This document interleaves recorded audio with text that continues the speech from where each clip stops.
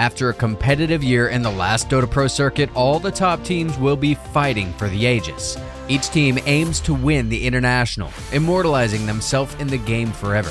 The 12th iteration of the International is just around the corner. If you want to get involved, here's everything you need to know. Let's go. Format. The International 2023 will follow a new tournament format that has not been used in TI history. The tournament will be divided into two phases. The first phase is called the Road to the International, and the second phase, or main event, is called the International. All 20 participants will begin in the Road to the International. 20 teams will be divided into 4 groups with 5 teams each. They will play a single round-robin BO2. The worst team in each group will be out. In Phase 2 of the group stage, the top 2 teams in each group will get matched with an opponent from either the 3rd or 4th place teams in the opposite group. They will play 8 BO3 head-to-head matches to determine the main event bracket placement. In the playoffs weekend, it's still the Road to the International. It's going to be played upper bracket quarterfinals and 2 rounds of the lower bracket to remain the 8 best teams that will participate in the finals weekend, or International itself. All playoff matches, except the Grand Final, are BO3 series. The Grand Final is BO5. Prize Pool. The prize pool of TI-12 will continue to be supplemented through crowdfunding, following the same system as before. Valve has allocated $1.6 million to the prize pool, and the rest will be contributed by the players. 25% of the purchase of the compendium will go towards the International 2023 prize pool. Unlike the Battle Pass, which typically costs $10, the standard compendium edition is priced at $7.50. Therefore, a lesser amount of money will be added to the prize pool. As we see now, TI prize pool may not even reach the $10 million goal. Venue.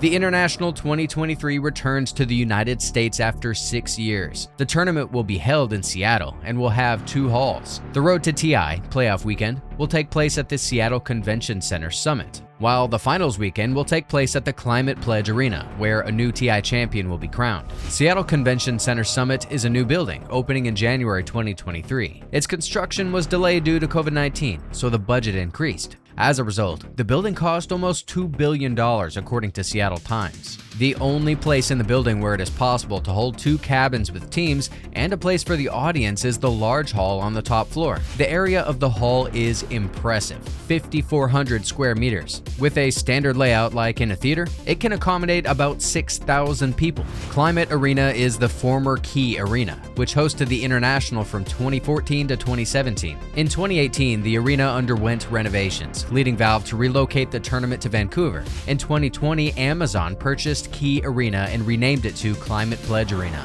committing to transform it into the most environmentally sustainable sports arena in the world. The renovated arena can accommodate up to 18,000 spectators. And before we continue, we'd like to remind you that you can support our channel financially. You can do this via Patreon or PayPal. All the details can be found in the description below this video. Participants. Now, let's go through the participating teams, starting with the strongest region this season, Western Europe. Let's begin with the teams that qualified directly based on points. Gaming Gladiators 2023 have won almost everything they could. GG are undoubtedly the most successful team this year so far, but TI will decide if it all stays in place. Roster changes. Achievements. Best heroes. MVP of the team, Quinn. With the addition of Nisha, Team Liquid became the main runner-up of competitive Dota, finishing second at 4 Tier 1 tournaments. Can Liquid finally win a tournament this year and break their curse? Roster changes. Achievements. Best heroes.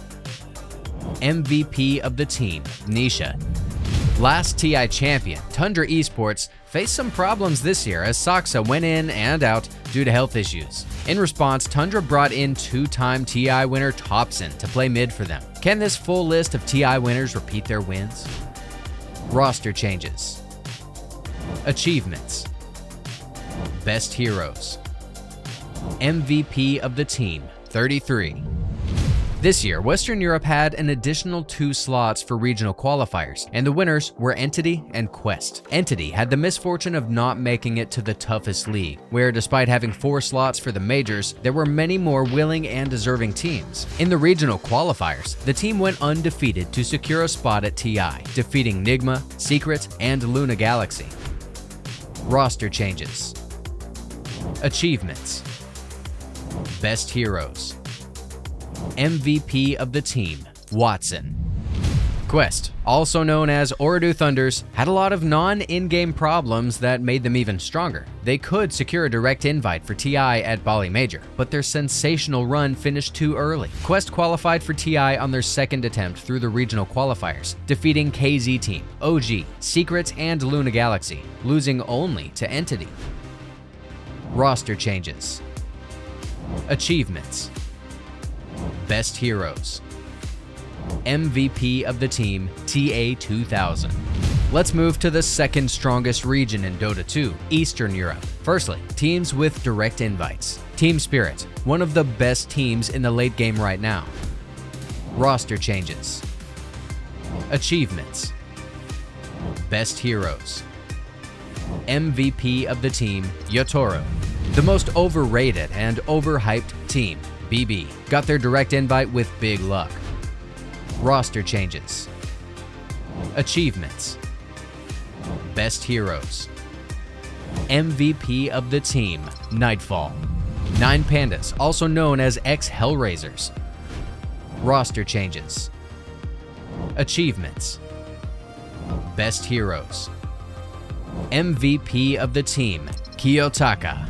Eastern Europe had only 1 invite for region qualifiers, which won VP. If one move wasn't the second team of the management, VP could not even qualify for the tournament. Roster changes. Achievements. Best heroes. MVP of the team, Squad 1X. Next is South America, a dark horse of Dota 2 pro scene, who got 4 teams at TI. Evil Geniuses, who signed the best SA players, made a record, the first team in South America history from this region to reach the top 4 of Valve. Roster changes. Achievements. Best heroes. MVP of the team, Pakas and Whisper. Beast Coast, the team that was the main competitor in the region for EG. Roster changes. Achievements. Best heroes. MVP of the team, Parker. The other 2 teams went through regional qualifiers. Vivo keyed Stars, the last hope of Brazil in Dota 2. Roster changes. Achievements. Best heroes. MVP of the team, FCR. If SA had a 3rd slot for majors, Thunder Awaken would definitely get it, so it is no surprise that TA qualified for TI. Roster changes. Achievements. Best heroes. MVP of the team, Knight. North America is struggling in both of Valve's games, Dota and CS. But if we look closer, we even see that all 3 qualified teams from NA are international. Only Nouns have NA majority in a roster. Shopify Rebellion is the best team from NA. But on the international stage, we always see the same picture, playing well in the group stage and bad in the playoffs. Roster changes. Achievements. Best heroes. MVP of the team, RTZ. TSM is the team that didn't show any results for the whole season, but thanks to a weak regional league, they earned enough points there, not reaching playoffs in any Tier 1 tournament in 2023, except Summit Parity BB Dhaka. Roster changes. Achievements. Best heroes. MVP of the team, Timato. Nouns is the 3rd team in NA. They easily qualified in the regional qualifiers, having no opposition. Roster changes. Achievements. Best heroes. MVP of the team, K1. Let's move to Asia. There, they have only 1 strong competitor, Talon. Talon's success is very connected with the shape of their carry, 23 Savage. If he is in a good mood and reaches his best form, they will beat many stronger teams, as they did in Lima or Riyadh. But if he is not, Talon will play 4 versus 6. Roster changes. Achievements. Best heroes. MVP of the team, Mikoto. Mid One is back. He finally qualified for TI with SMG, having much stronger teams in the regional qualifiers like Bleed or Blacklist International. The last time when this guy was at TI was in 2019, so it's great to see him back. Roster changes. Achievements. Best heroes.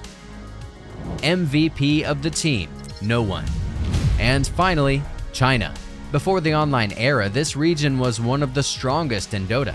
Even after this new regional league system, they always had LGD, IG, and Aster. Now, the only competitive team from China is an iceberg, LGD. With the retirement of the previous core, LGD had some problems with performance, but during the season, they found a good vibe. Roster changes. Achievements. Best heroes. MVP of the team, Niu. Old but gold. The motto of the Azure Ray players. Perhaps Somnus, Phi, and Chalice decided to come out of their well-deserved retirement to revive the might of the Chinese region. In the regional qualifiers, they managed to defeat IG and Extreme. Roster changes. Achievements. Best heroes. MVP of the team, maybe. That's it. Which team will you cheer at TI and why? Write about it in the comments. Don't forget to like, subscribe, and hit the bell. Good game.